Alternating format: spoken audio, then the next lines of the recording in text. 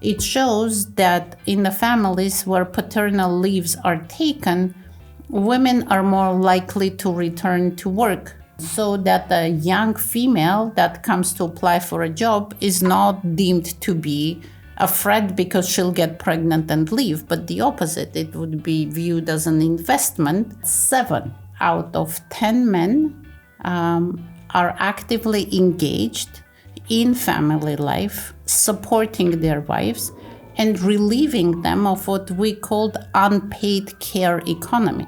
Because the older generation, and Moldova is increasingly aging, is becoming part of the equation for a more prosperous Moldova. So we should be celebrating the fact that we have people who want to contribute. Be part of that change. Don't just, look for dark side and sit there to watch it happen. Come and engage to flip it for the brighter future.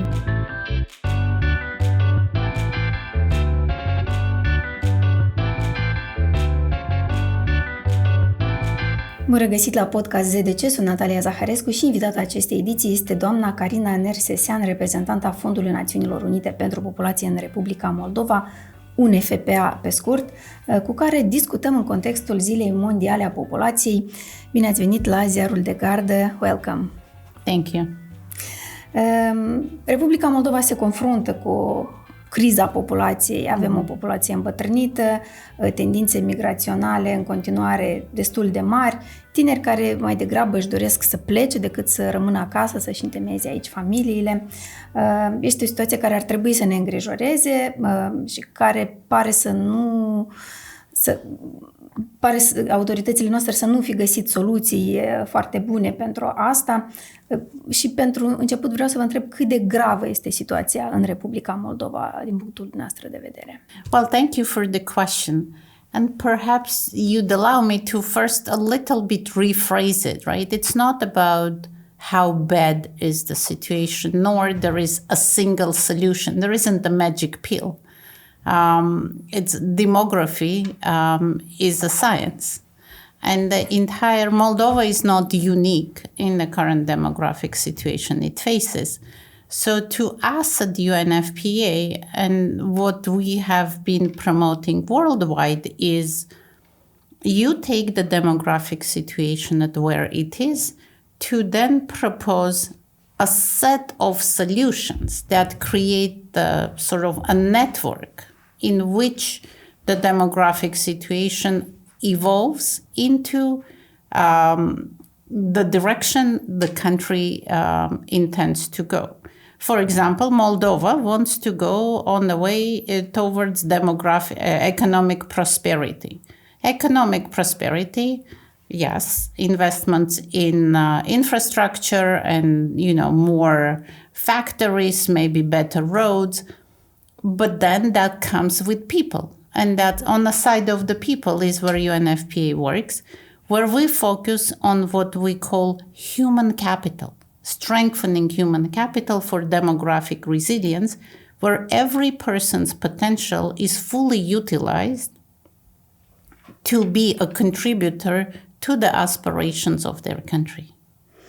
Da, despre asta și discutam că este nevoie de oameni cu care să facem această creștere economică și pentru că vorbeam de tineri, iată, tinerii sunt acuzați că nu își doresc copii, dar nu își doresc sau nu și pot permite în situația actuală, economică, socială, politică, uneori și geopolitică. I think where I will start is with data, right? Because I can tell you many things, but if I back it by data, then what I tell you makes sense. So UNFPA globally just concluded its largest survey called Demographic Future Survey, in which more than 100,000 young adults across 73 countries were interviewed, and that included Moldova. That only supported our earlier data where the desired fertility, which means the number of children I would like to have, is at 3 2.7, while the real fertility, the number of children born per family, is 1.7. So there is this one child somewhere in there, right, that does not happen. And the data shows us why. And that brings me to your previous question. There isn't a single magic bullet. What it is a set of solutions, including family-friendly policies, where not just maternal leaves, but also paternal leaves are reinforced. It shows that in the families where paternal leaves are taken, women are more likely to return to work. Another thing is family-friendly policies work. We see in 3 years that the UNFPA has been working with the government on not just developing legislation, but then on this side with the private sector on implementing those policies. We see 14-point increase in women coming back to work with children from 0 to 6 years of age. So this is exactly what I've been speaking about. It is not one, but many solutions that together create that space to have more children. And the magic pill of pay more for every child does not work. Well, let's look at Hungary. Let's look at other countries that have tried and failed at single-handed solution. Care ar fi atunci acele mai multe soluții care trebuie aplicate? De exemplu, probabil prima problemă pe care și-o pun tinerii atunci când se gândesc să-și facă o familie este cea a locuinței. Locuința este chiar un lux în Republica Moldova, în capitală cu atât mai mult. Tinerii se gândesc la un loc în grădiniță, un loc în școală, posibilitatea de a munci și a crește în paralel acești copii. Cât de eficiente sunt autoritățile în a oferi asemenea soluții? The survey I just referenced actually placed, first of all, financial security as one of the main concerns. And then, of course, place to live as the second concern.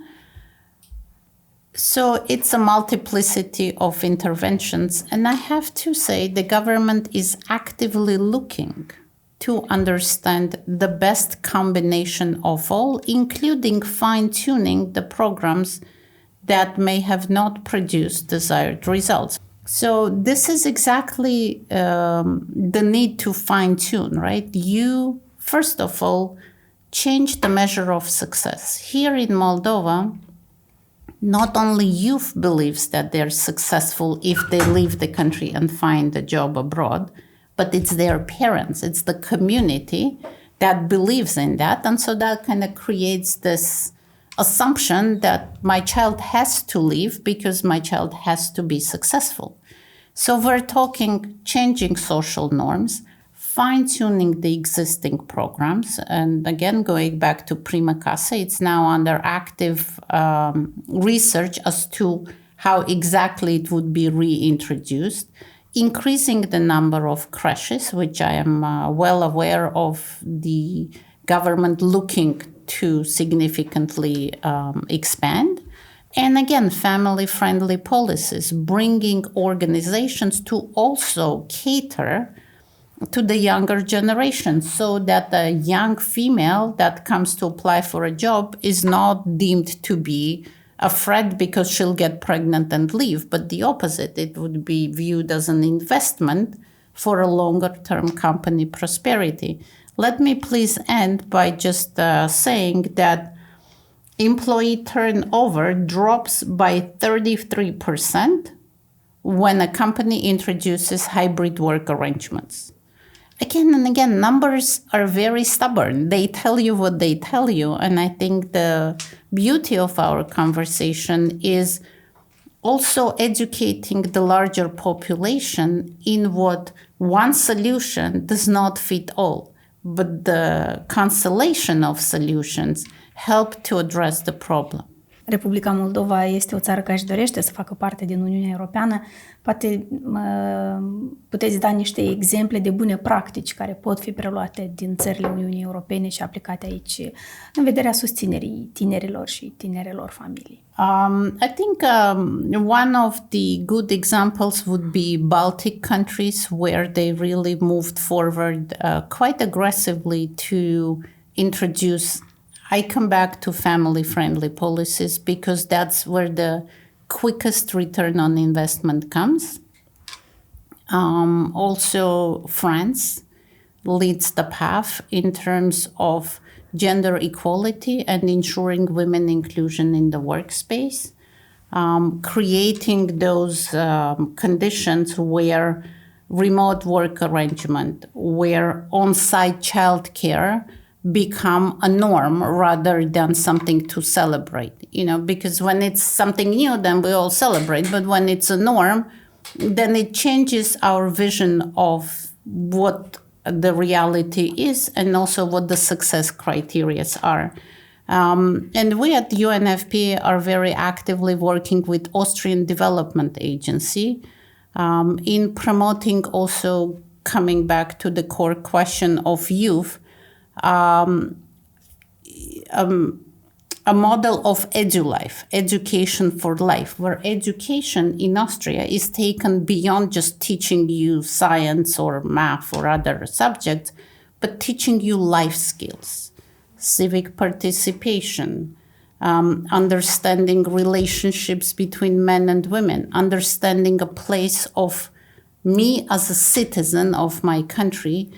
And these are the examples that UNFPA actively promotes and brings into Moldova, as well as we promote it through exchange visits to make sure that not only it's introduced, but there is a partnership that would make it last. Faptul că responsabilitățile în familie rămân în continuare în cea mai mare parte pe umerii femeii și mai puțin pe cei bărbaților, cred că reprezintă un alt impediment în crearea familiilor. Cum credeți că poate fi schimbată acest tip de gândire și dacă sunt politicile actuale încurajatoare?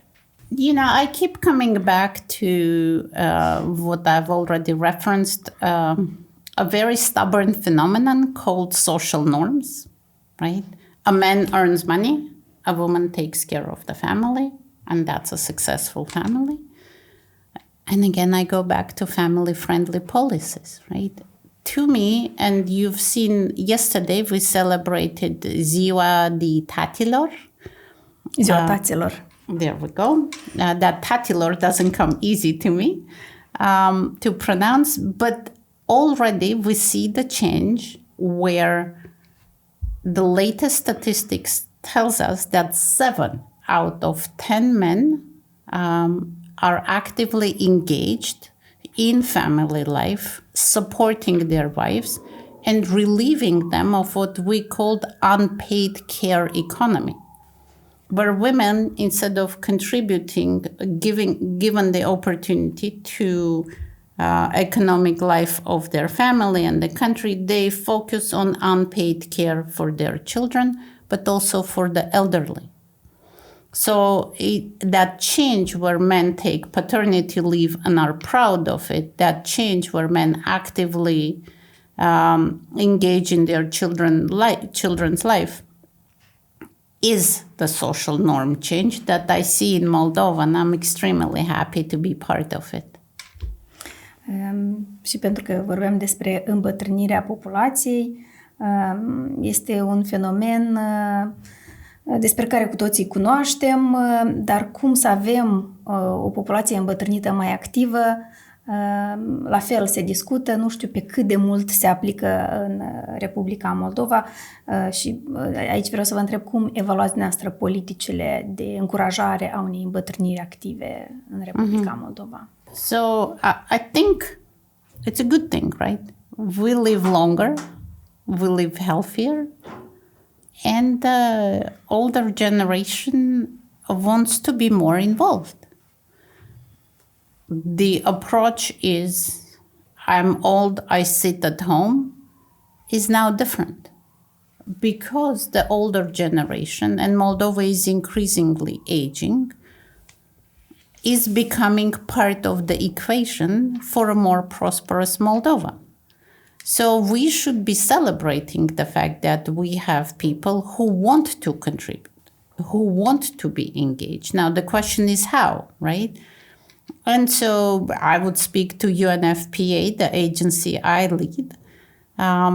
We have launched what's called the Third Age University, and we have gone not just in Chișinău, but also in other locations in universities where there are third age groups where they come together to learn new skills and learn also the digital skills. Most recently, we have graduated our third cohort in Chișinău, and one of the gentlemen had his birthday on the day, and he was 90. 90.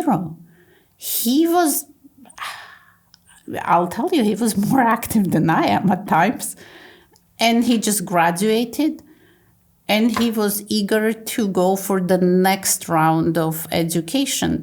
So I think we need to capitalize on desire of older generation. And what we do to respond is we do micro requalifications. So for example, the most recent is call centers, where the demand for call center workers is very high, and we are helping our more senior population to requalify and to do the job.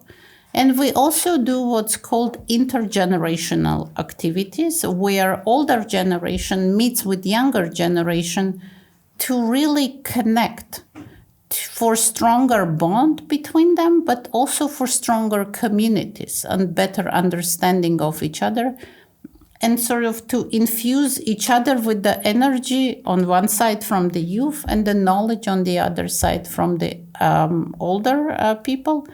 And the energy is contagious in those intergenerational dialogues. Pe de altă parte, vedem situația multor vârstnici din Republica Moldova care trăiesc dintr-o pensie care nu le este suficientă pentru traiul de zi cu zi, iar dacă vor să meargă să muncească undeva în altă parte, este dificil să se angajeze, pentru că mulți agenți economici evită să angajeze vârstnici. Cum ați vedea aici o soluție? Cum ar trebui încurajați agenții economici să angajeze vârstnici? So I spoke earlier about micro requalifications that we do, and we don't just do it as the UNFPA, as a UN agency. We partner. We partner with Chamber of Commerce, and we work with them, and through them, they then reach out to their members. We also partner with individual private sector organizations such as Moldsel, Orange, Panelino, to really introduce this notion, just as I spoke about women being in danger of fleeing because they get pregnant, the same applies to older population, right? They're too old in some eyes, and they will not do a good job. So by offering them to gain new skills that are in demand in the market, by two, opening that conversation with private sector and the Chamber of Commerce, that kind of together allows for a better impact, for them to be productive members of the society, but also be energized and be happier, if you will. Deci, ceea ce spuneți este că trebuie să facem o oportunitate din faptul că avem o populație deja îmbătrânită. Vreau să dați o evaluare a politicilor statului de încurajare a unei îmbătrâniri active. Dacă considerați că statul face suficient, ce ar trebui să mai facă? So as the head of a UN agency, right, my job is not to assess the quality of state policies. UN agencies are in country to support countries progressing towards achievement of the SDGs, the Sustainable Development Goals. One of them is, of course, poverty, right? That's the goal number one. And there are other goals that very much apply to what the government is doing. And interestingly, when we mapped 75% of SDG work, fully maps to EU aspiration work that is done by the government. Where we do engage with the government in support of those SDGs is we work with them to develop strategies. For example, most recent strategy of aging population, I think it came out to 2024 for 2027, I believe, that was developed with support of UNFPA. And we continue looking to support the Ministry of Labor and Social Protection in this case to fine-tune the strategy, because the situation in Moldova is developing very quickly. We have also been working with the Ministry of Health, for example, on strategy for sexual and reproductive health program. And that is also allowing, speaking of access to health, including for the older population. So all of this is to say we don't take a policy on aging and focus on that. We address policy level strategy development. And we also then work with the lower level implementation through our implementing partners, Chamber of Commerce. We have over 70 implementing partners that are government agencies, private organizations, but also civil society organizations, to make sure that the aspiration of a policy becomes a reality through implementation. Pe final vreau să ne spuneți care este mesajul dumneavoastră de Ziua Populației, ce este important să cunoaștem noi ca societate aici în Republica Moldova. I would really hope that on this World Population Day, we stop to celebrate because the world we are growing. We passed 8 billion, right? I think 2 years ago. But I would celebrate Moldova as a country that has and I believe that in all honesty, that has a very bright future, because people are actively looking for change and they are part of that change. And if I could put a call out to your listeners, that are many, is be part of that change. Don't just look for dark side and sit there to watch it happen. Come and engage to flip it for the brighter future that I'm sure awaits, as Moldova is recognized as the fastest moving country on its path to European integration, which only speaks to the resilience and the strength of the wonderful people of Moldova. Mulțumesc și mulțumesc pentru mesajul optimist. Thank you.